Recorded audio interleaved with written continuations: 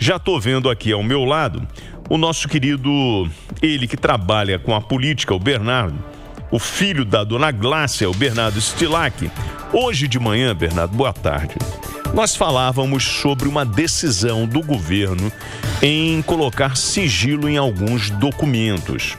Pois bem, e aí você foi aquele que resolveu fazer o seguinte: ele é um jovem jornalista muito talentoso, investigativo, e ele falou o seguinte: gente, mas que documentos são esses?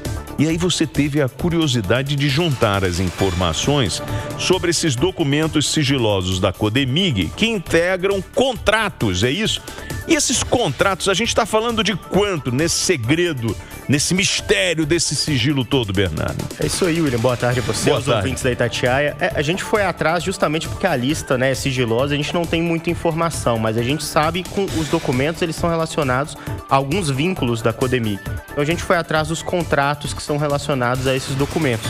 E a gente consegue encontrar, fazendo uma soma ali, que tem pelo menos 35 milhões de reais de dinheiro público envolvido nesses contratos, que agora a gente não tem exatamente a informação sobre o que eles versam, né?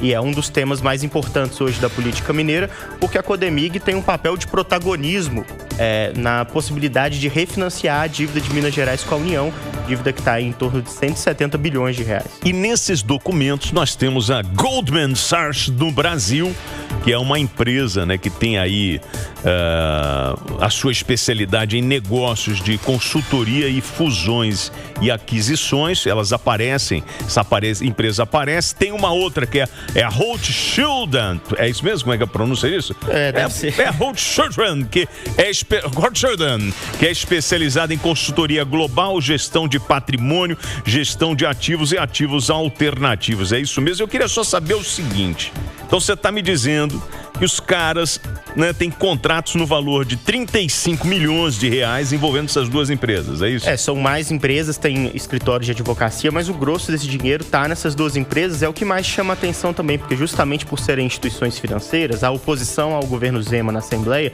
levanta ali algumas suspeitas de que essas empresas podem ter os documentos que falam sobre o valor da Codemig. Se a Codemig chegar a um valor próximo ali dos 20% que o Estado precisa alcançar para reduzir os juros e amortizar a parte da dívida com a União dentro do Propag, isso aí minaria parte da agenda do governo Zema dentro da Assembleia, que é de tentar a privatização de alguns imóveis, de tentar a privatização da Copasa.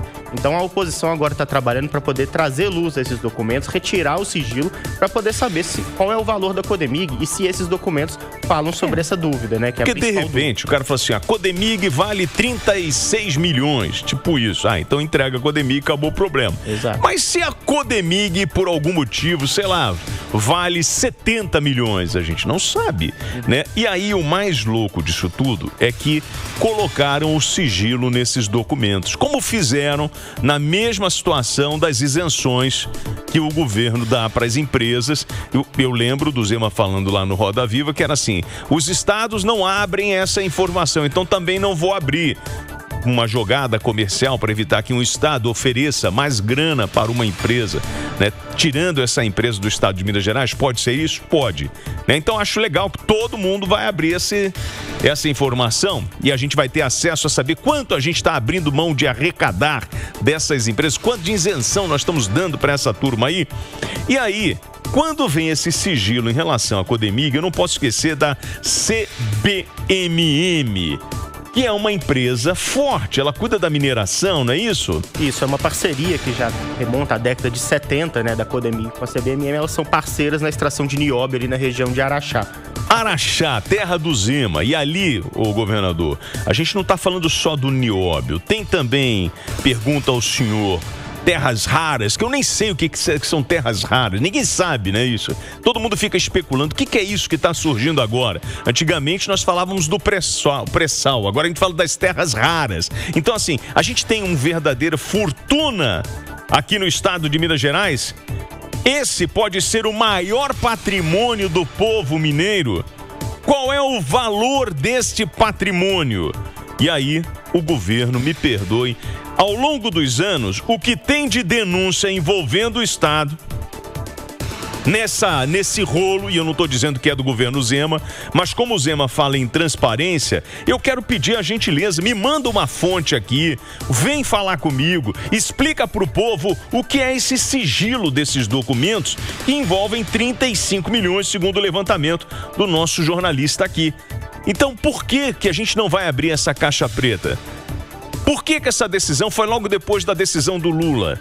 Então, se a gente preza por transparência, acho que o povo mineiro tem o direito de saber o que está acontecendo, o que tem nessa caixa tão sigilosa que a gente não pode saber o que envolve nesses contratos, 35 milhões, contrato de avaliação, de negócio, de business. Quanto está valendo esse jogo e o que tem nesse jogo aí? Que tipo de avaliação é essa? Esse é o questionamento? É isso aí, William. Tem vários questionamentos. O Estado respondeu. A CBMM, a Codemig, na verdade, ela informa que são contratos que justamente por envolver a renovação de vínculo com a CBMM, o vínculo acaba em 2032. Mas já é 2032, amigo. Está em 2025. Estão querendo antecipar isso? Não, eles dizem que são temas que são sigilosos ali, que afetam a questão estratégica para a economia do Estado. Então, eles dão essa justificativa. Mas é claro que a gente vai ter nos próximos passos aí, inclusive com o envolvimento do Tribunal de Contas do Estado, o envolvimento da Secretaria do Tesouro Nacional, talvez um pouco mais de luz sobre esses documentos que foram tornados sigilosos. Por enquanto, o governo do Estado não dá nenhuma informação. Então, o espaço está aberto para o governo do Estado e eu reforço aqui a necessidade de valorizar a transparência. O governador, eu lembro que o senhor bate no peito dizendo, por exemplo, que se a pessoa entrar agora no portal da transparência, vai saber as viagens do senhor, quanto o senhor gastou, para onde o senhor foi, que é diferente dos outros governos. O seu discurso é esse, meu amigo. Então vamos lá, governador, estou abrindo espaço. Vamos lá. Eu gosto só de dar oportunidade e ser transparente para evitar qualquer tipo de especulação. Porque eu acho que isso é ruim. Por que botar um sigilo nesses documentos? Por que não abrir essa informação, já que o dinheiro é nosso? Certo? Filho da dona Glácia, nosso Bernardo Stilac, obrigado pela participação. Valeu. Qualquer novidade desse caso, você me chama. Parabéns pelo trabalho, pelo levantamento aí, descobrindo, né, que dentro desse sigilo aí dos documentos, dos relatórios, a gente está falando de 35 milhões aproximadamente só nesse jogo, para além do valor da informação. E informação é tudo, hein? Principalmente no mercado financeiro.